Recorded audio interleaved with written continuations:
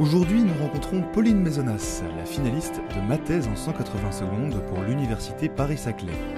Le sujet de sa thèse fait à l'INRA la grippe et plus précisément la manière dont réagissent et s'organisent nos cellules immunitaires.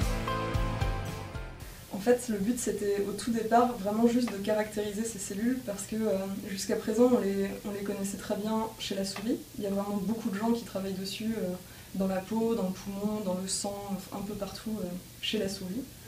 En fait, le but c'était d'arriver à faire un parallèle avec la souris et l'homme pour pouvoir utiliser les connaissances qu'on avait déjà chez la souris et pour pouvoir dialoguer avec des médecins à long terme et pouvoir utiliser le cochon comme un modèle biomédical.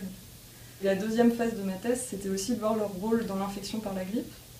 Et pour ça, on a fait des expériences in vitro, donc en extrayant ces cellules et en les infectant in vitro pour voir comment elles réagissaient. Oui, du coup, je vais vous montrer le laboratoire où j'ai passé le plus clair de mon temps en thèse. C'est le laboratoire de culture cellulaire, où notre équipe passe le plus clair de son temps.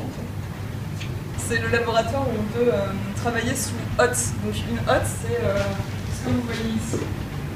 C'est en fait un tube avec une porte qu'on peut lever un tout petit peu et ça permet de nous isoler en fait de tout ce qu'on trouve dans l'air ambiant parce qu'il y a une circulation d'air qui fait qu'on évite d'avoir la poussière, tout ce qui circule dans l'air autour puisque quand on travaille avec des cellules immunitaires qu'on veut stimuler avec un virus par exemple, il faut qu'on soit sûr que c'est bien notre virus qui les a stimulés et pas juste qui flotte dans l'air ambiant. Là, comme ça, je peux regarder mes cellules. Donc quand je les mets en culture, les cellules sur lesquelles je travaille, les cellules dendritiques et les macrophages, la plupart ont la capacité d'adhérer au plastique. Donc en fait, quand je les mets dans ma plaque, je les laissais souvent une nuit ou une heure à 37 degrés.